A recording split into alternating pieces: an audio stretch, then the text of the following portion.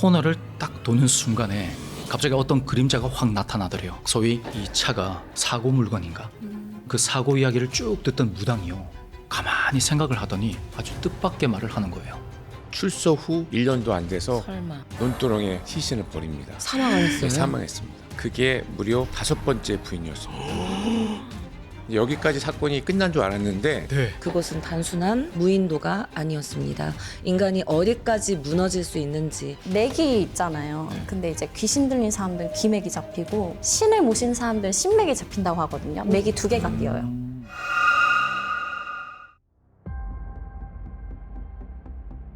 괴담을 보다 시청자 여러분 반갑습니다. 공포라디오 쌈무이 인사드립니다. 안녕하십니까, 차돌 전재영 형사입니다. 안녕하세요. 벽사신당 천문사제 혜령입니다. 안녕하세요. 공포 크리에이터 K짱입니다. 자, 오랜만에 뵙는 두 얼굴이 있습니다. 한 분은 지난번에 시선 너머에 오신 이후로 폭발적인 댓글을 받으셨던 쌈무이 K장님을 모셨습니다. 네. 반갑습니다. 여러분들 덕분에 제가 진짜 너무나 많은 댓글을 받을 줄 몰랐고 정말 1000개 정도 되는 댓글을 받은 것 같은데 1000개요? 나 다 따봉 눌렀잖아. 그거 다 좋아요 누르고 1000개 맞나요? 한 900 몇 개까지 제가 봤거든요. 네네네. 1화 처음 나온 거. 무서운 그래서 분이시네. 너무 감사드린다고 방송을 통해서 말씀드리고 싶었습니다. 감사합니다. 그리고 정말 오랜만에 뵙는 분이죠. 우리 무당 혜령님을 모셨습니다. 안녕하세요. 무슨 이상가족 오랜만에 봬요. 이상가족 된 줄 알았어요. 그러니까요. 깜짝 놀랐네. 얼굴 보기가 왜 이렇게 힘듭니까? 왜 안 나오셨어요? 너무 바빴어요. 뭐가 바쁘죠? 열심히 또 기도하고 수행하고 상담도 하고 만인구제 중생에 앞서고 있었습니다. 중생구제. 예. 큰일을 하셨네요. 자, 어쨌든 우리 두 분 또 반갑고 우리 차돌 형사님도 오랜만에 뵙네요. 반갑고요. 섭섭해 하실까봐 챙겨드렸고요. 자주 봐가지고 이제 가족 같죠, 그죠? 괜찮습니다. 네. 자, 그리고 여러분 보시면 지금 배경이 뭔가 다르지 않습니까? 오늘 괴담을 보다는 평소랑 좀 다른 느낌일 건데 우리 시청자분들께서 좀 더 좋은 음질로 이야기, 이 소리에 집중하실 수 있도록 변화를 조금 시도해 봤습니다. 이 마이크 보이시죠? 음질이 아주 좋답니다. 그래서 이 좋은 음질로 일하시면서 들으셔도 되고 주무시면서 들으셔도 되고 잔잔하게 여러분들을 모시도록 하겠습니다. 자, 그러면 오늘의 괴담 속으로 들어가 보도록 하겠습니다.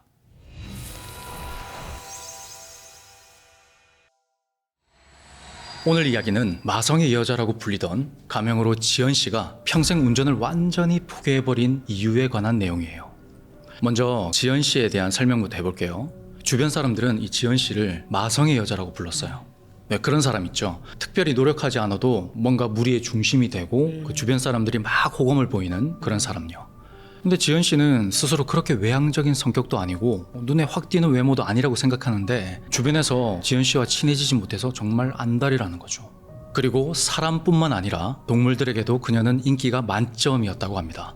사실 개들은 대부분 사람을 잘 따르니까 그러려니 하는데 고양이는 낯가리는 경우가 많잖아요. 그런데 처음 보는 고양이도 이 지연 씨와 5분만 같이 있으면 기분이 좋아서 골골송을 부르더라는 거예요. 네. 그래서 주변 사람들이 지연 씨한테 차라리 반려견 미용을 배워서 샵을 차려서 그렇게 했으면 빌딩 하나 벌써 세웠겠다, 그렇게 말할 정도였대요.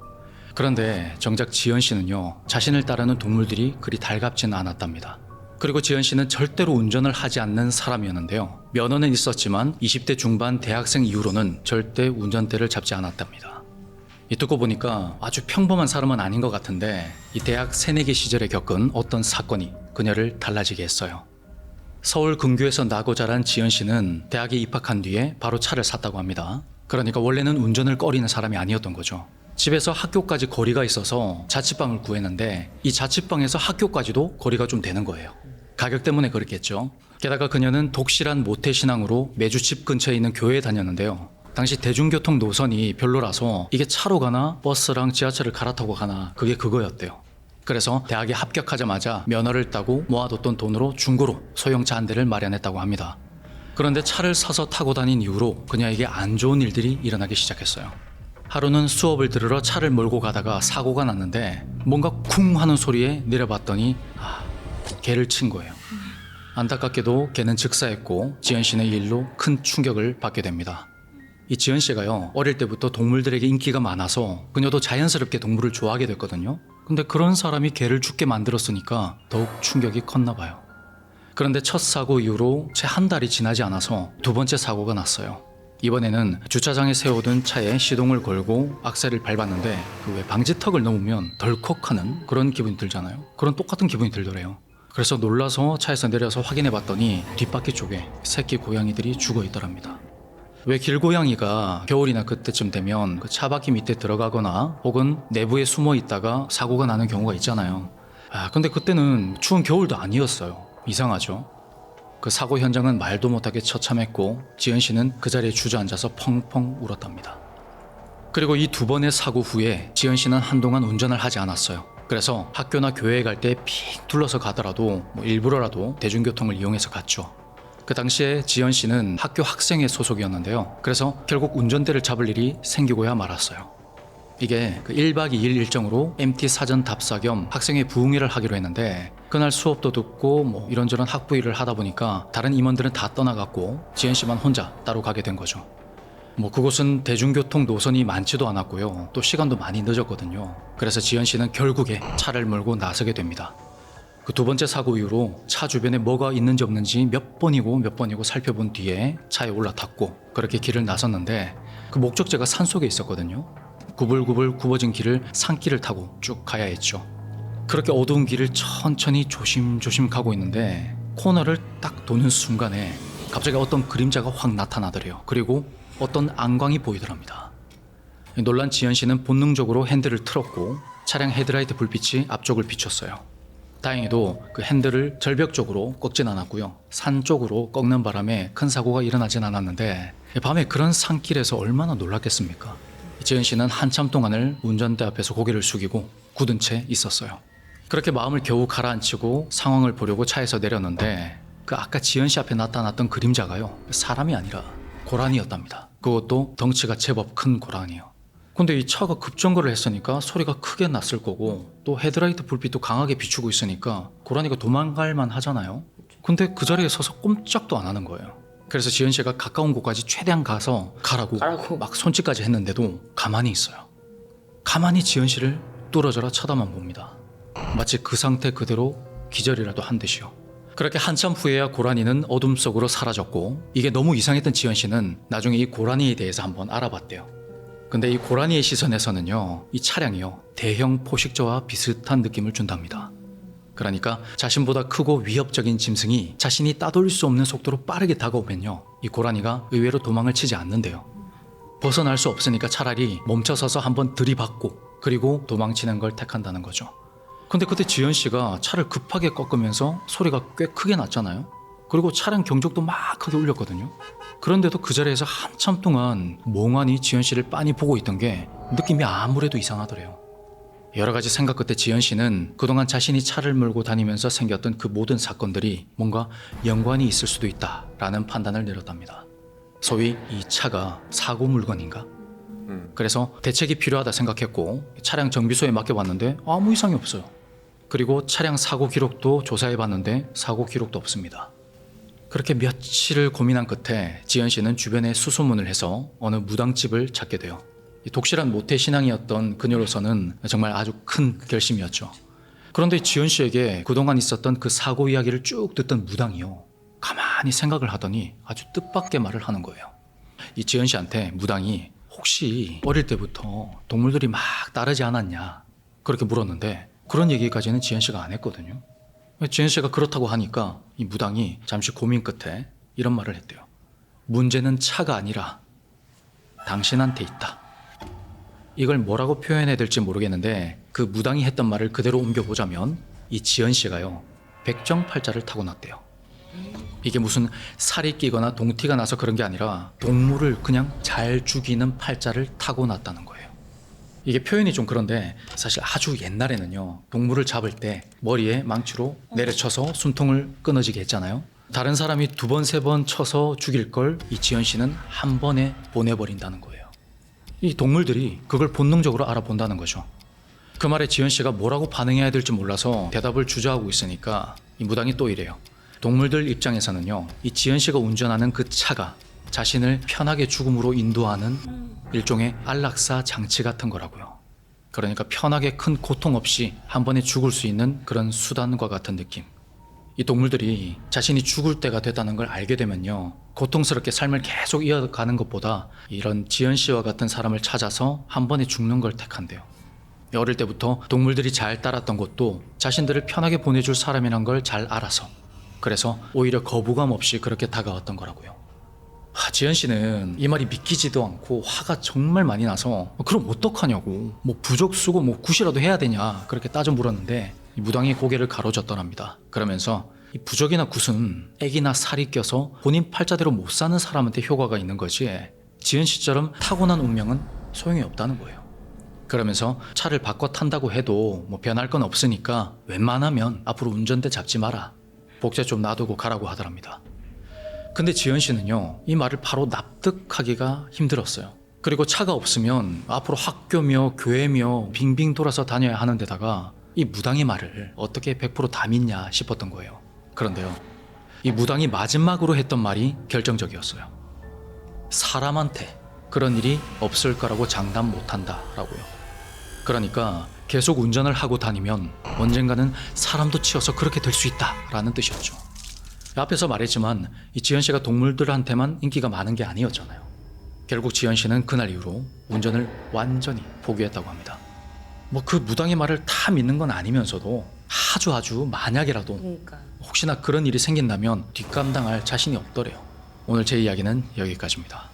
혜령님, 그 이야기 속에 나온 그 백정팔자가 실제로 존재하는지도 궁금하거든요. 근데 제가 이 이야기를 들으면서 솔직히 저는 그 이야기 속의 무당분의 시선하고 너무 달라요. 뭐죠? 들으면서, 시선 너머를? 네. 시선 너머를 말씀을 드리자면은 일단은 이 지연 씨라고 하시는 분께서는 원래 타고나기를 금하고 충이에요. 쇠, 금. 그러니까 운전대를 잡으면 원래는 안 되는 사람이 맞는 거죠. 그러니까 사고수가 자꾸 나고 이게 동물이 백정팔자라 해가지고 막 따르는 그런 팔자는 아니신 걸로 보여지거든요. 그럼 왜 동물들이 그렇게 다가오고? 그거는 타고난 기운인 거죠. 애초에 타고났을 때부터 성품이나 온화한 거나 그러한 게 타고났기 때문에 동물들도 그거를 먼저 알아본 거예요. 저는 그렇게 느껴지거든요. 이 근데- 글을 읽으면서. 근데 왜 계속 그 동물들이 죽음? 그거는 아까도 얘기했잖아요. 운전대를 원래는 잡으면 안 되는 새, 금 이런 게 충이 되는 사람인 거예요.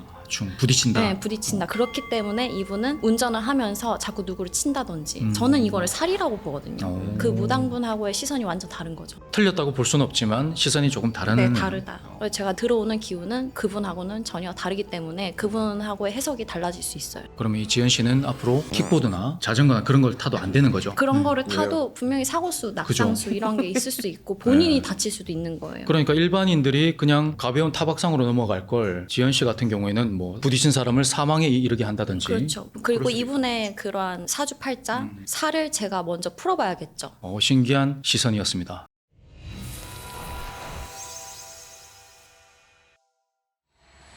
예, 제가 이번에 소개해드릴 사건은 여러 사건이 하나의 고리처럼 연결된 사건입니다. 굉장히 좀 충격적입니다. 때는 2008년과 2009년 사이 경상북도 영주에서 20, 30대 여성을 상대로 한 성폭행 사건이 4건이나 연이어서 발생합니다. 4건요? 예, 범행 수법은 원룸에 사는 여성이 이제 새벽에 갈 때 뒤따라가서 문을 열 때 이제 흉기를 위협해서 너무 같이 들어가서 성폭행을 하는 그런 수법이었습니다. 한때 그런 수법이 굉장히 유행했던 때가 있었어요. 공통적으로 범행 시간은 새벽때였고 피해자들은 원룸에 혼자 사는 20, 30대 여성들이었습니다. 4건의 사건에서 발견된 DNA는 모두 한 사람의 DNA였어요. 범인이 한 명이랬던 얘기였죠. 네. 그런데 한동안 단서가 없어서 사건이 거의 이제 미제 사건이 될 뻔했었는데 때마침 담당 형사가 원룸 CCTV에 찍힌 사진이 있었어요. 흐릿하게 네. 찍힌 사진과 비슷한 사람을 이제 발견하게 됩니다. 아는 사람을 통해서 이 사람 내가 아는 누구랑 비슷하다 찾게 됩니다. 그때 용의자는 당시 44살이었던 안용민이라는 사람이었는데 골동품을 경매하는 골동품 경매사였어요. 그 당시에 방송에도 출연했었습니다. 그래서 경찰이 그 안용민을 소환을 해요. 당신이 용의자 같다라고 하지만 안용민은 극구 부인을 합니다. 그리고 경찰에 오히려 증거 있으면 내놔라 그렇게 얘기를 해요. 그리고 당당하게 자기가 DNA 검사에 응합니다. 근데 당당했던 모습과 달리 DNA 검사에서 범인을 밝혀줘요. 그리고 다른 미제 사건도 있었어요. 당시에 다른 미제 사건과 DNA를 일치시켜 보니까 2건이 또 일치된 사건이 있었습니다. 그래서 조사 결과 안용민이 2001년부터 2009년까지 9년 동안 경상북도 영주, 예천 그리고 경기도 이천에서 저지른 사건이 총 6건으로 밝혀집니다. 굉장히 중대한 범죄였는데 생각하기 나름이겠지만 제가 볼 때는 형을 너무 적게 받았어요. 불과 8년밖에 안 받았습니다. 8년요? 예. 와, 참. 그래서 고작 징역 8년을 선고받고 안용민이 2018년에 출소합니다. 그리고 안용민이 출소한 후에 그 지역을 떠나서 더 살 수가 없죠. 이제 군산에 자리 잡습니다.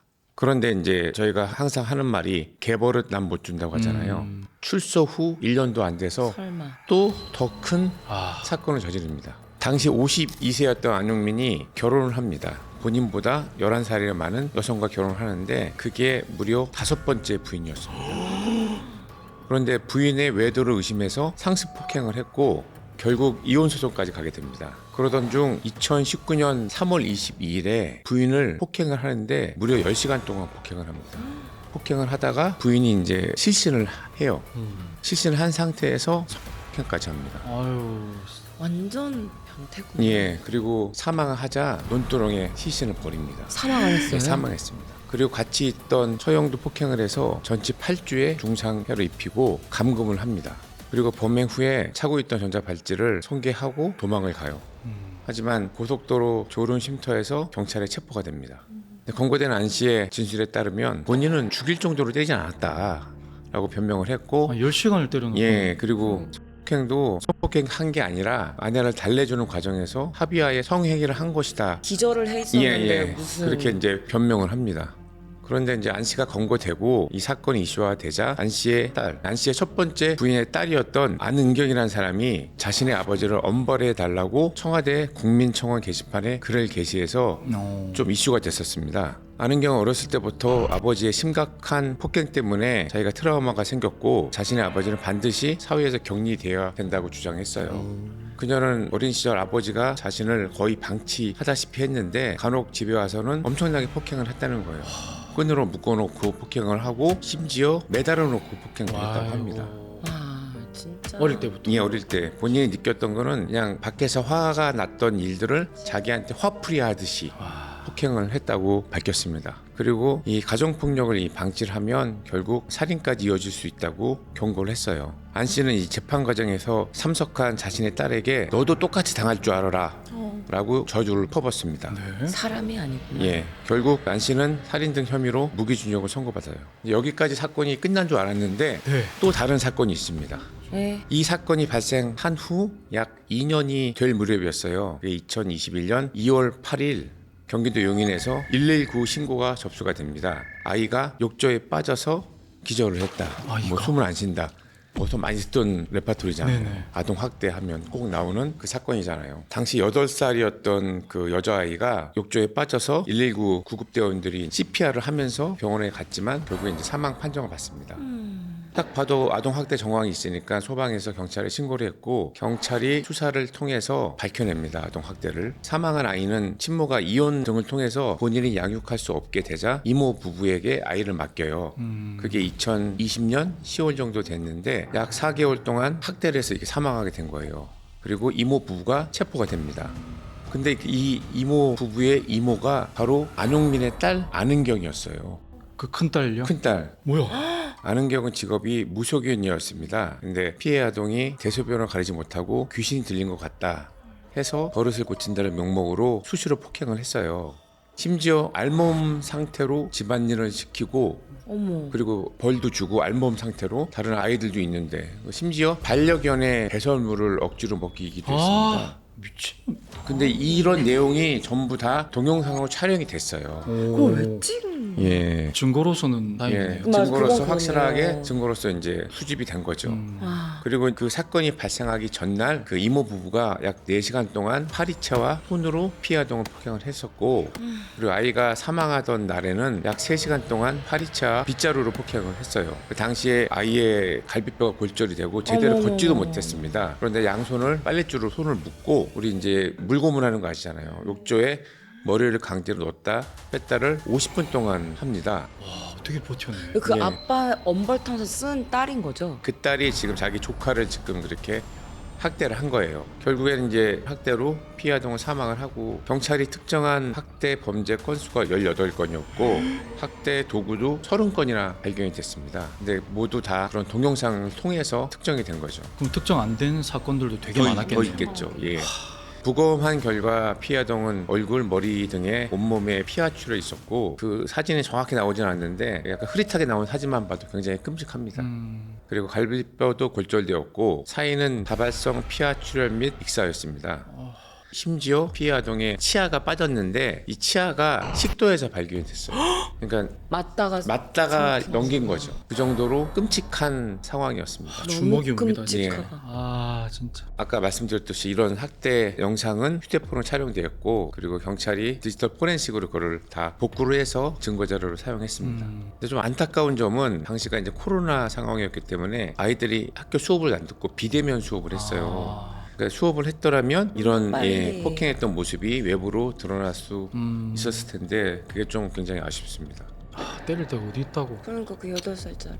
이 사건을 보고 여러 사람들이 말하는 게 악이 대물림 되었다라는 이야기를 많이 했습니다. 맞네요. 그렇게 딸이 그 아버지의 모습을 증오를 했잖아요. 가정폭력을 증오했던 그 딸이 똑같은 악마의 모습을 하고 있었던 거죠. 제가 이 사건을 보면서 저희 경찰에서도 가정폭력에 대한 가해자, 피해자에 대한 관리를 굉장히 신경 쓰고 있는데 이게 얼마나 중요한지를 절실히 보여주는 사건입니다.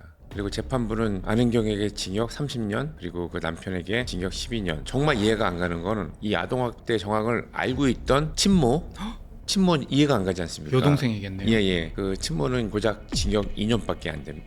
자신의 아이가 학대당하는 걸 알고 있었는데 방침. 예, 방치한 겁니다. 심각한데요. 예, 진짜 판결이? 진짜 그건 이해가 정말 안 갑니다. 아, 다 알고 있었어요. 상식선으로만 좀 판결을 내렸어도 저 정도는 아닐 것 같은데. 난 엄마가 정말 이해가 안 간다. 예. 그걸 왜? 저도 이런 걸 저는 이제 사건을 쭉 보면서 좀 심리적으로 굉장히 저도 힘들더라고요. 괴로웠겠어요. 예, 괴롭고 보기가 싫어요. 네, 보기가 따님 싫고. 키우시는 입장이니까. 예, 아이들이 그 학대당하는 모습, 그 본 형사나 전문가들도 이 사건을 보면서 너무 심해서 진짜 볼 수가 없을 정도였다라고 말을 합니다. 제가 어디서 듣기로는 그 아이를 부검하다가 네. 머리 쪽을 이렇게 했는데 피가 피가 뿜어져 피가 어머. 뿜어져 나왔. 네, 들은 것 같아요. 피하 출혈이 그러니까 출혈이 돼 있었는데 이게 차 있었던 거죠. 고여 있었던 거죠. 고여 있었던 거죠.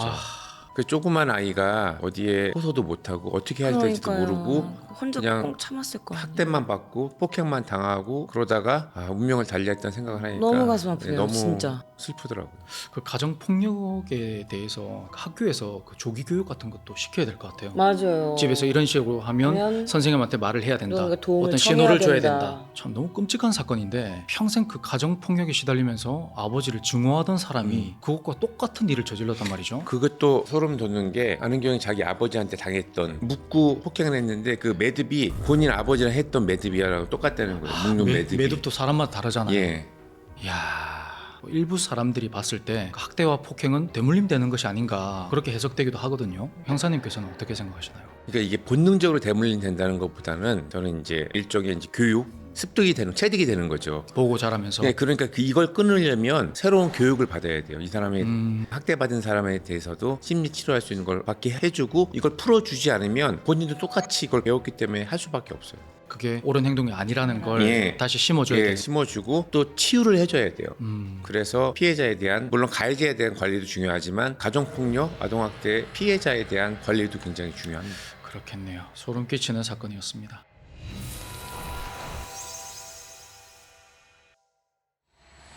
제가 이번에 들려드릴 사건은요, 일본에서 일어난 사건입니다. 때는 1944년 5월 24일. 태평양 전쟁이 한창이던 시절이었는데요.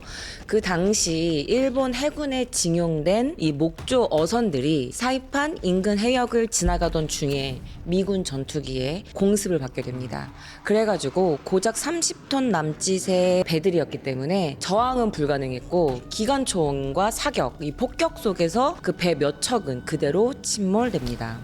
자, 그 위에 타고 있던 군인과 그리고 선원들은 바다로 뛰어들어서 필사적으로 헤엄치기 시작했고, 그렇게 해서 가까스로 도착한 곳이 바로 사이판 북쪽 약 100km 떨어진 고립된 섬이었던 아나타한이라는 섬이었습니다. 100km 떨어진 곳까지. 네, 헤엄쳐서 간 거예요. 살려고. 네. 자, 이때 살아남아 섬에 도착한 인원은 군인과 징용 선원을 합쳐 남자가 31명. 그리고 그 섬에는 이미 몇 명의 일본인들이 살고 있었는데 그중 단 한 명의 여성이 있었습니다. 한 명요. 네, 그러니까 남자 31명에 단 한 명의 여성이 그 섬에 고립된 거죠. 성비가 자, 오키나와 출신이었던 24살의 여성 히가 카즈코라는 여성이었는데요. 자, 이 사건 이후 아나타한의 여왕 사건으로 불리게 됩니다.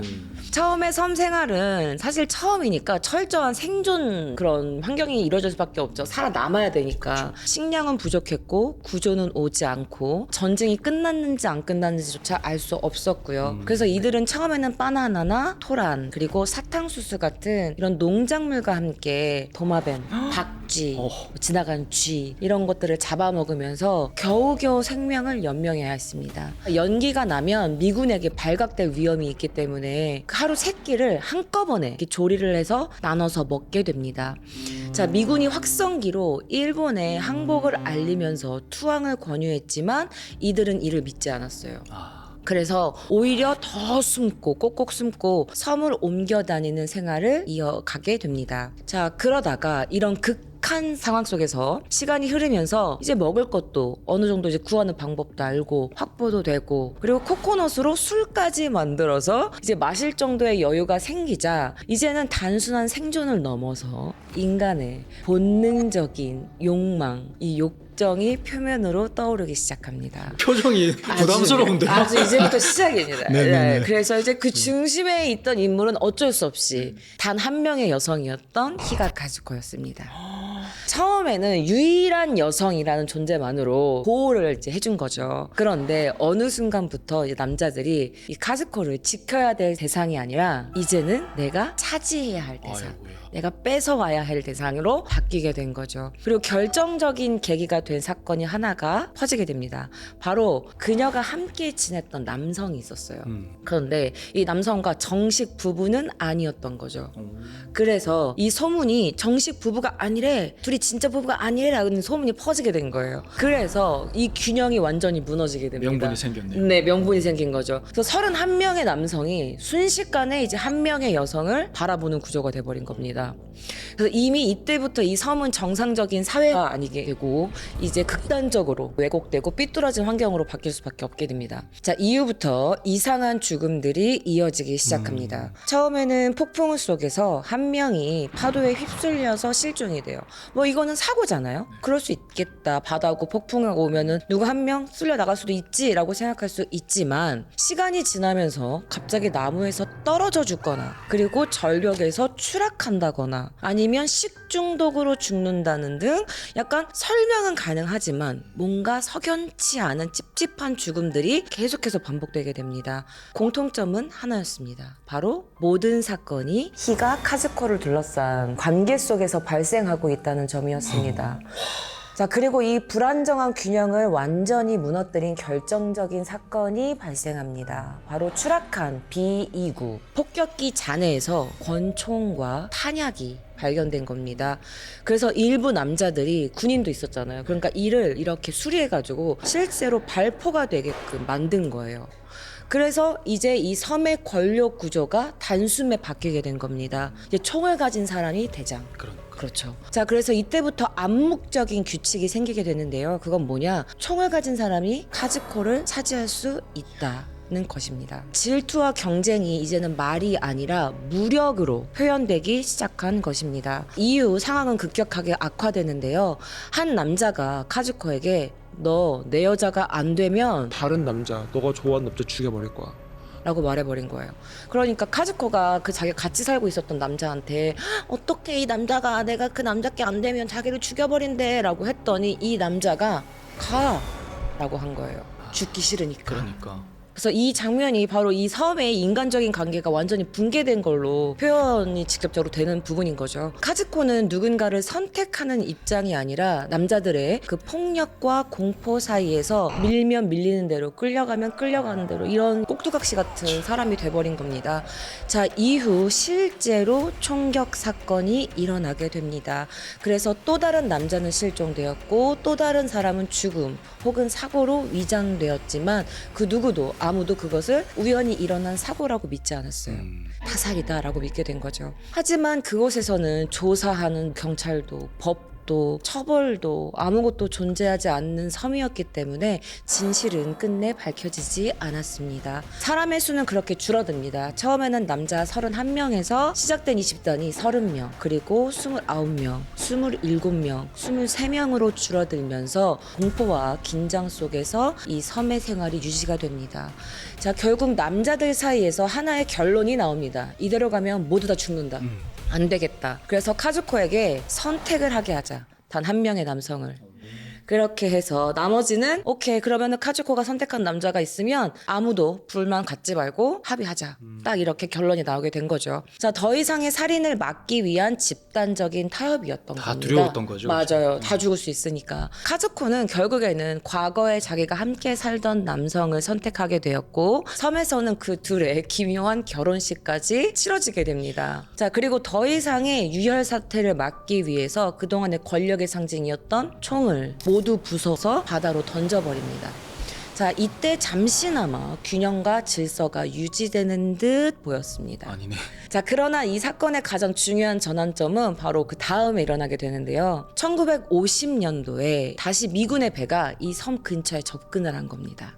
그래서 대부분의 남자들은 이전과 마찬가지로 야 숨어! 그래서 막 도망치게 되는데 이번에는 카즈코가 혼자서 바다 쪽으로 걸어갑니다. 그리고 그 미군의 배에 접근을 합니다. 그리고 결국 그녀는 구조가 됩니다. 자, 이 단 한 번의 선택으로 상황은 완전히 바뀌게 됩니다. 카즈코가 섬을 떠난 이후에 그곳에서는 더 이상의 살인 사건은 일어나지 않았다고 합니다. 약 6년 동안 이어졌던 폭력과 의문사, 실종은 모두 그녀가 사라진 이후에 모두 멈춰버리게 된 것입니다. 처음 31명으로 시작된 카즈코까지 32명으로 시작된 이 집단은 최종적으로는 20명만이 살아남게 되었다고 합니다. 자, 그리고 그들이 모두 구조된 뒤에 이 사건이 전 세계로 알려지게 되면서 히가 카즈코를 여왕 벌이다. 남자를 파멸시킨 여자다. 아주 독부다. 막 이러면서 자극적인 이미지로 히가 카즈코를 피해자가 아닌 가해자로 소비시켰습니다. 마치 이 모든 비극의 원인이 그녀 때문인 것처럼 묘사된 것인데요. 하지만 실제로 이 사건을 분석한 학자들은 전혀 다른 결론을 내립니다.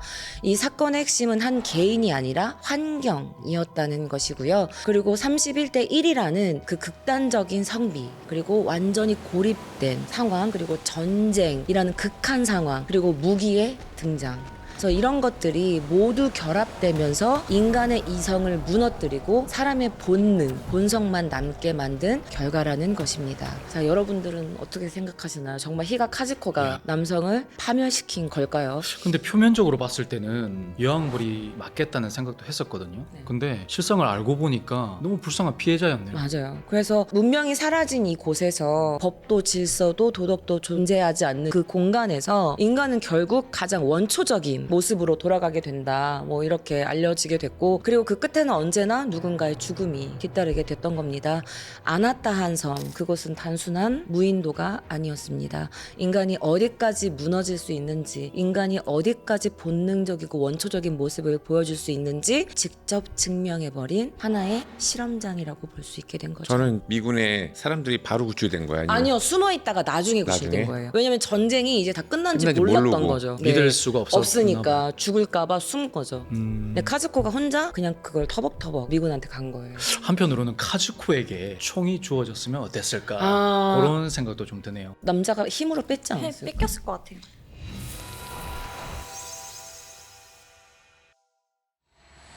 제가 오늘 해드릴 이야기는요. 네. 사령의 원한에 잠식된 여성분의 이야기예요. 사령? 사령. 다급하게 상담 문의를 주셨던 여성분이 계셨어요. 따님의 상태가 점점 이상해진다고 이제 연락을 주셨거든요. 근데 보통 제가 상담 문의를 받게 되면은 이게 급한 건지 아니면 좀 덜 급하다라는 게 문자 한 통만 봐도 알아요. 근데 이분 같은 경우에는 제가 문자를 보자마자 빨리 잡아드려야겠다 하고 이제 잡게 된 케이스거든요. 근데 이제 상담을 잡고 나서 우여곡절이 정말 많았어요.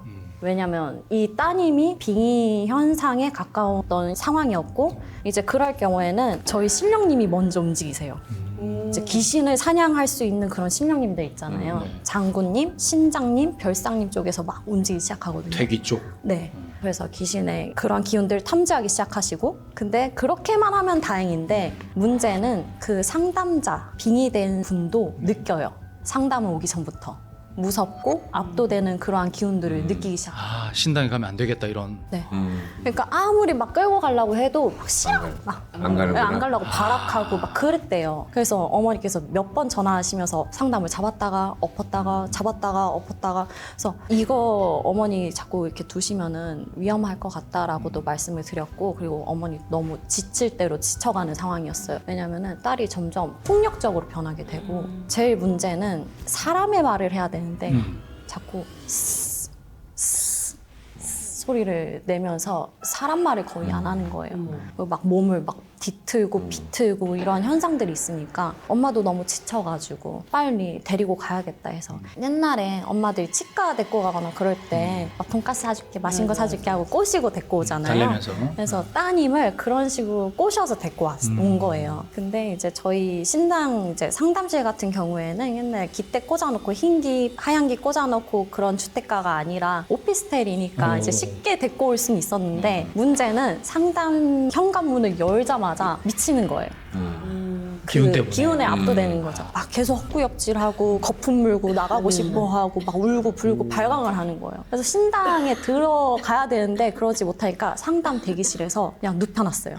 눕혀놓고 이제 우리가 맥이 있잖아요. 네. 근데 이제 귀신 들린 사람들은 귀맥이 잡히고 신을 모신 사람들은 신맥이 잡힌다고 하거든요. 맥이 두 개가 띄어요. 그러니까 보통은 하나만 딱딱 떼어야 되는데 귀맥 같은 경우에는 되게 불안정하게 탁탁 치고 신맥 같은 경우에는 한 번 띄면 바로 이렇게 곁따라서 엇박자로 이렇게 부정맥 그런 건 아니고. 네, 그런 건 아니고 그러한 식으로 뛰는 맥이 있거든요. 신맥은 정말 신기한 게 한의사 분들께서도 잡을 수 있어요. 한의사 분들이 이제 제 맥을 잡으면은 맥이 느껴진다. 그렇게 신맥? 네, 말씀하시는 분들이 간혹 계시거든요. 드물긴 해요. 한 2번 봤어요. 근데 어쨌든 그러한 기맥을 잡기 시작했고 제가 이게 눈을 감고 집중을 했어요. 이 형은 도대체 뭐가 들어있길래 지금 이런가라고 딱 맥을 짚어가지고 봤는데 눈을 감고 눈을 뜨고 엄마한테 엄마 뱀 죽였어? 그래서 제가 그랬어요. 그러고 나서 다시 눈을 감았어요. 근데 이제 장독대가 보이고 또 뱀이 보이는 거예요. 그래서 제가 그대로 읊었어요 엄마한테. 장독대, 뱀. 근데 이거 아주 귀한 뱀이다 라고 얘기를 하니까 엄마가 그때서야 어머 그 구렁인가 보다 그때 이렇게 얘기를 하시는 거예요. 그래서 이제 맥을 잡은 상태에서 엄마의 얘기를 듣기 시작했어요. 엄마가 친정집에 시골 친정집인데 마당이 있으면은 장독대가 되게 많은 곳이 있대요. 장담구고. 네, 거기에 이제 친정 어머니께서 그러니까 빙의자의 할머니께서 간장, 된장, 뭐 고추장 이런 걸 직접 담그셨고 그래서 거기에 장독대가 많은데 또 한 가지는 이 할머니께서 그 장독대에다가 물을 떠놓고 그렇게 많이 비셨대요. 기도도 하고 막 아픈 분 있으면은 아픈 분 때문에 기도도 하고 밤낮 없이 이렇게 좀 많이 빌었던 할머니라고 얘기를 하셨거든요. 어머니께서.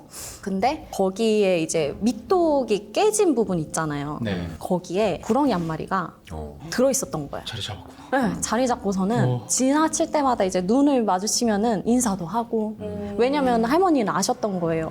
예전부터 구렁이가 인사를 해요? 아니요 할머니 할머니가 구렁이한테. 구렁이한테 인사를 하는 거. 왜냐면 이야 수혜해주는 거. 네, 그런 구전에서부터 내려왔던 업이 우리 집에 들어왔구나. 터주신 개념인가? 그런 식으로 이제 할머니는 아셔가지고 그냥 인사도 드리고 종종 볼 때마다 감사하다고 인사도 드리고 그러셨대요. 근데 그거를 굳이 자식들한테 얘기를 하진 않으셨대요. 그거에 관한 얘기를. 왜냐면 노부부 두 분이서 사시고 그러시다 보니까 혹시나 독사인데 엄마가 괜히 두는 건가 걱정할까 싶어가지고 봐. 걱정할까 봐 그냥 시시하고 할머니께서는 그냥 혼자서만 아셨던 거예요. 근데 이제 사위분이 한 날은 오셔가지고 도와주시겠다고 농촌 일을 이제 도와주시겠다고 오셔서 농기구를 막 정리를 하고 계셨대요. 하고 계셨는데 옆에 또 뱀이 꼬리가 이렇게 장독대로 들어가는 걸 보니까 독사인 줄 알고 빨리 가가지고 이제 뭐 어떻게 처리를 해야겠다 싶어가지고 삽을 들고 갔대요. 안 되는데. 근데 이제 시골 분들은 이게 독사인지 유혈목인지 살모사인지 구분을 잘 하세요. 구렁인지. 그렇죠. 무늬만 보면 아니까. 근데 이분은 시골 분이 아니시고 도시 분이시다 보니까 그냥 독사하겠거니 하고 그냥 가가지고 찾은 거예요. 근데 거기에 밑빠진 그 독 안에 구렁이가 있었고 그래서 머리를 이렇게 잡았고 삽을 내리고 찍어 죽였대요. 굳이.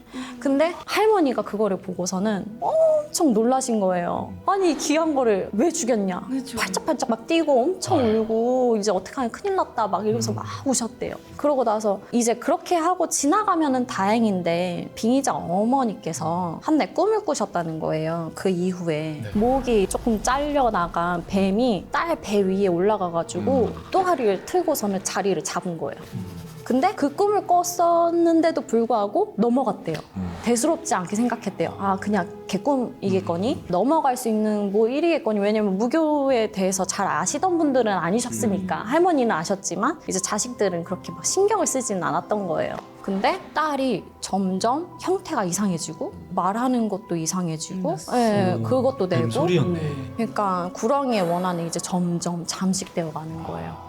딸이 그렇게 심각한 상태가 되는 것까지는 그 구렁이 죽인 사건 이후부터 거의 6개월 이후가 된 거죠. 그러니까 그거에 대한 일을 아예 잊어버렸던 거예요. 아, 내가 뱀을 죽였구나 했던 일을. 그래서 맥을 잡고 있는 상태에서 어머니 얘기를 다 전해 듣고 뱀 위치도 확인했고 어떠한 상황인지 알았으니까 하루빨리 퇴기를 해야 되는 상황이 온 거죠. 그래서 퇴기날을 잡았는데 제가 아버지도 같이 오라고 했거든요. 원래는 아버지가 같이 안 오려고 그랬어요. 죽인 사람이. 네. 아빠가 왜 안 오려고 그랬냐면 너무 무지했던 거예요. 그리고 무교를 안 믿었고. 근데 딸 상태가 점점 이상한 건 자기도 아니까 일은 잡아놨는데 처음에는 같이 안 오려고 하다가 제가 딸 죽이고 싶으면 오지 말아라. 제가 그랬거든요. 그랬더니 아빠도 그냥 반신반의한 마음으로 일단은 같이 오게 된 거예요. 근데 이제 사령의 빙의가 되면은 그 모습을 아까도 얘기했지만 따라해요. 비비고 네, 굿당 그 바닥에서 어깨로 막 이렇게 뱀처럼 막 기고 혀도 이렇게 하나요. 했어요. 낼름낼름도 하고 그 상황을 보니까 아빠도 너무 기가 찬 거예요. 그래서 빨리 또 눕혀놓고 원래는 눕혀놓고 퇴기를 해야 되니까 그래서 맥도 짚고 이제 언니의 자리에 잡혀 있는 걸 아니까 그거를 이제 잡고 있었는데 너무 발악을 하는 거죠. 이 사령은 얼마나 원통하겠어요. 그러네. 구렁이 입장에서는 맞아. 자기는 지켜주고 뭐 하려고 수호로 왔는데도 불구하고 그냥 한순간에 내려 찍어 죽임을 당했으니까. 그래서 구랑이 입장에서는 너무 분통한 일인데 또 태기사로서의 그 자리에 있는 저는 냉담해져야 되거든요. 왜냐하면 어쨌든 산 사람이 중요하니까 딸 아이한테서 빨리 그러한 것들을 내보냈어야 됐었으니까 퇴기를 진행을 하는데 너무 발악을 해서 제가 아빠한테 옆으로 오라고 했어요. 아빠 옆으로 와봐요. 지금 이 자리에서 아빠가 그렇게 죽인 사령에 대한 하고 싶은 얘기를 좀 해봐라. 빌어요. 빌고 용서를 구하든 이 존재는 칠성으로 왔고 업으로 왔는데 아빠가 그렇게 죽였으니까 빨리 빌어라 라고 얘기를 했어요. 그랬더니 아빠가 어쨌든 딸이 지금 그렇게 행동을 하는 거를 보고 놀란 상황이니까 무릎을 꿇고 빌기 시작하는 거예요. 그렇게 귀한 존재인지 몰랐다. 칠성인지 몰랐다. 업인지 몰랐다. 막 이렇게 하면서 울시면서 용서해달라고 얘기를 하니까 딸이 한참 막 그렇게 발광을 했는데 그래도 조금은 좀 진정이 되고 좀 들으려고 하는 제스처를 취하더라고요. 그 한 3분인가 4분 정도 이렇게 지나고 나니까 딸 입으로 얘기하는 게 나를 다시 앉혀라 라고 얘기를 하는 거예요. 안쳐라. 뭐였으니까. 거기에다가 그 장독대에다 다시 업으로. 업으로. 근데 원래는 그렇게 원한을 가지고 죽임을 당한 거를 다시 업으로 앉히기는 어렵거든요. 근데 제가 아버지한테 신신당부했어요. 아버지가 이렇게 죽인 거는 한순간이지만 어쨌든 죄업이고 벌 벌전이다. 벌전에 닦는 마음으로 진짜 3대까지는 못해도 3대까지는 이 업 항아리를 모시고 가게 되면은 잘 비고 가셔야 된다. 신신당부를 했어요. 그래서 거기에 모셔줬고 그 구렁이가 원했던 거는 원래 그 자리였으니까 장독대 부근. 거기가 좋았나 봐요. 왜냐면 할머니가 그렇게 많이 비니까 그 구렁이도 같이 기운을 받는 거거든요. 그러면서 다시 또 교환한다는 구렁이도 어쨌든 기운을 받고 할머니도 기도를 하면서 서로한테 도움이 되는 그러한 상황이었기 때문에 그 자리가 구렁이한테는 너무 최적의 자리였고 너무 좋아했던 자리였던 거죠. 그래서 항아리를 모셔놓고서는 그 자리에다가 이제 다시 올려드리고 빌고 가라고 이제 신신당부를 했고 다행히도 딸이 지금은 원하는 대학도 갔고 너무 다행이다. 너무 생활을 잘한다고 즐거운 생활을 하고 있다고.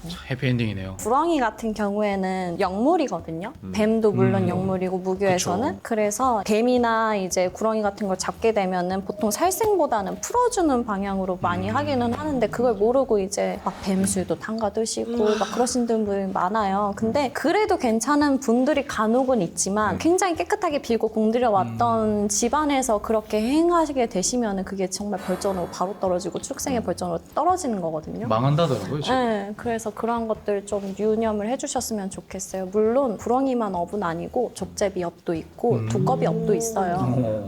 근데 이제 그거는 요즘은 유교가 예전에 많이 받아들였기 때문에 무교가 많이 죽었고 불교를 받아들이면서 무교가 많이 죽었단 말이에요. 그래서 무교의 법을 많이 잊어버렸어요. 근데 요즘 같은 시대에서 그러한 업이 들어온다는 건 정말 귀한 일이거든요. 행운이다. 네, 그래서 그러한 업들을 좀 어디서 들으셨다면 한 번은 나한테 이런 귀한 일이 있으면 제대로 한번 모셔나 볼까라는 생각은 반 정도 해보셔도 괜찮다. 귀한 일이기 때문에 정말 흔치 않은 일이거든요. 업이 들어온다. 이게 이제 방금 말씀하신 구렁이나 뭐 족제비나 그런 좀 귀한 영험한 영적인 동물들이 들어온다 이런 뜻인가요? 동물들이 들어온다기보다는 업이라는 그 뜻이- 기운이 들어오는 맞아요. 건데 왜냐면은 인간하고 굉장히 가까운 곳에서 있는 그런 동물들이잖아요. 그러니까 그런 표현이 그렇게 되는 거예요. 업으로다가 좋은 업을 쌓다 할 때 기운이 그 업인가요? 그 업하고는 또 달라요. 또 달라요? 그냥 복이라고 생각하면 돼요. 하나의 어떠한 충만한 기운의 복이 업으로 들어와서 나한테 좋은 기운이 들어오는 찰나이구나라고 생각을 하시면 돼요. 복이라고 해석하는 게 낫겠네요. 복이 들어오는 걸 죽여서 복을 찾으니까. 야, 근데 제 생각에는요, 이야기 쭉 듣고 보니까 할머니가 장독대 앞에서 빌었던 그곳이 무당은 아니었지만 할머니가 그곳이 신당이 아니었을까, 할머니만의. 원래 할머니들이 그런 다 생각이 좀- 반무당이에요. 진짜로 옛날에 그래서 다 그렇게 많이 빌었던 할머니들이 야 오늘은 꿈이 이상하니까 요란하니까 나가지 말거라 이런 얘기들 우리 할머니도 종종 하시잖아요. 그랬어요. 네, 반무당이죠. 근데 저희 셋째 이모도 네. 맨날 아침에 일어나면 물을 침대 머리빗 근처에다가 물을 항상 이렇게 새 물을 받아서 넣으셨거든요. 그래서 저는 그때 몰랐는데 알고 보니까 빌었어요. 마시려고 했던 거 아니에요? 신내림을 받으셨던 오. 거예요. 저희 셋째 이모가. 우와. 모르게. 그거 다 커서 알았거든요. 30 넘어서. 근데 그 신내림을 받으셨는데 그게 저한테 올 수도 있다고 어떤 무당분이 저한테 그러셨어요. 무슨 소리야? 그래서 제가 그 무당분이 내가 막아주겠다고 몰랐는데 저희 엄마가 저 몰래 그 굿을 하신 거예요. 물리는 굿. 물리는 누름굿. 그 무름굿? 약간 이제 뭐 안 오게 해달라. 누름굿, 네. 그거를 하셨던 거예요. 몰랐어요. 본인 저는. 없이요? 제가 갔는데 아, 저는 가니까. 막내 이모랑 막내 이모 딸이랑 저랑 이렇게 엄마랑 갔는데 막내 이모 딸이 이제 중국 교환학생으로 가게 돼가지고 막내 이모 딸 이거 보러 갔나 보다. 그래서 저는 그냥 따라간 거죠. 그래서 따라갔는데 가기 싫다는데 굳이 근데 왠지 거기 갈 것 같더라고요. 그래서 그냥 밥 먹으러 간다고 했는데 속으로 거짓말 하시네. 거기 가는 거면서 라고 생각을 했는데 딱 그 무당분이 딱 이 무릎하게 이렇게 딱 무릎 한복 입으시고 이렇게 딱 이렇게. 그래서 네. 쟤는 올 줄 알았다고. 너 올 줄 알았지? 너 올 줄 알았잖아. 저한테 딱 그러시는 거예요. 근데 맞잖아요. 올 줄 알았거든요. 맞죠. 왜냐면 이모들이 그 점 같은 걸 잘 보니까. 그래서 네 알았어요. 근데 속으로는 그때는 저는 그런 거 좀 안 믿었었거든요. 근데 그때 그 무당분께서 점괘를 봐주신 게 있는데 다 맞았어요. 뭐라고 제가 뭐라고 예를 들어서 예를 한번 들어서 한번. 예. 너는 한국보다 밖에 나가야 더 잘 될 건데 그때 일단 호주랑 일본이 보인다. 그러는데 제가 그때 진짜 몇 개월 뒤에 호주를 그때 갔고 호주 갔다 둘 다 그리고 갔잖아요. 일본에도 일본. 갔어요. 그리고 비단을 만지면 잘 될 거다고 뭐 섬유가 보인다. 아, 그래서 그러는데 오늘 제가 근데 지금 굿즈 이런 걸 하거든요. 패션 그걸 하는데 네. 이제 컨텐츠로 플리마켓 막 이런 것도 한단 말이에요. 제가 갖고 있는 옷을 파는. 근데 너무 잘 돼요. 이거 거기가 어딘지 다시 찾아가고 싶은데 산 속에 있었거든요. 그래가지고 그래서 그때 굿을 하는데 그게 저를 위한 굿인 줄은 몰랐는데 나중에 따로 해줄게 그랬는데 저 여쭤보고 싶은 게 있는데 제가 나갈 때 그 깃발을 5반기를 뽑잖아요. 네. 근데 제가 계속 들어올 때는 붉은 계열의 좋은 걸 뽑았는데 나갈 때 막 하얀색 노란색 이런 걸 뽑은 거예요. 근데 그게 안 좋다고 하시더라고요. 그래서 진짜 나중에는 큰 칼 갖고 오셔서 앉아봐. 딱 그래서 저 앉히더니 제 허벅지랑 어깨랑 머리에다가 그 칼을 딱 해놨는데 제가 또 하얀색을 뽑은 거예요. 그 나중에 닭을 비닐봉지에 넣어서 이렇게 하셔가지고 돌아보지 마 그런 다음에 제가 이제 차를 타고 갔거든요. 절대 돌아보지 마 그랬는데 그것도 사람이 또 봤을 것 같은데. 백미러로 약간 이렇게 살짝 보게 됐는데 백미러 나 보지 말아야지 하면서도 백미러로 이렇게 살짝 봤는데 돌아본 건 아니죠. 백미러 본 아니 거지. 백미러로 봤어요. 그러니까. 근데 이제 엄마가 절대 안 돼 이러면서 저를 목을 꽉 잡고 있었거든요. 그래서 백미러로 봤는데 그 닭 아마 목을 치신 것 같아요. 왜냐면 그 바닥에 검은색 뭐가 이렇게 뿌려져 있었거든요. 네. 근데 이제 그게 제가 사실은 부정 탔나 보다 그 생각이 들었던 게 안 믿었거든요. 그분이 이제 뭐 할머니가 들어왔다 막 이러면서 막 얘기를 하는데 할머니가 저 어릴 때 키워주셨는데 제 얘기를 안 하시는 거예요. 그래서 이러면 안 되지만 연기하네 막 속으로 막 그랬었거든요. 근데 들어올 때는 분명히 붉은 깃발 계속 뽑고 막 이랬는데 나갈 때 이렇게 보니까 약간 아 내가 부정 탔나 보다. 약간 그런 걸 안 믿고 약간 좀 안 좋은 마음을 먹어서 내가 부정 탔나 보다 그 생각이 딱 들면서 그리고 이 이야기를 하고 나면 좀 알아요. 몸이 뭘 알아? 아파. 아파요. 네. 이 이야기를 하고 나면 여러분 오늘도 이렇게 너무 오싹하고 흥미로운 시간 함께 가져봤는데요. 구독자 여러분들께서도 재밌게 들어주셨다면 감사하겠습니다. 자, 시선 너머 채널 구독과 좋아요 알림 설정 그리고 하이프 꼭 부탁드리겠습니다. 여러분 댓글창 옆으로 샥 스와이프 하시면 하이프가 나오거든요. 터치해 주시면 됩니다. 그럼 오늘도 감사합니다. 다음 시간에 뵙겠습니다.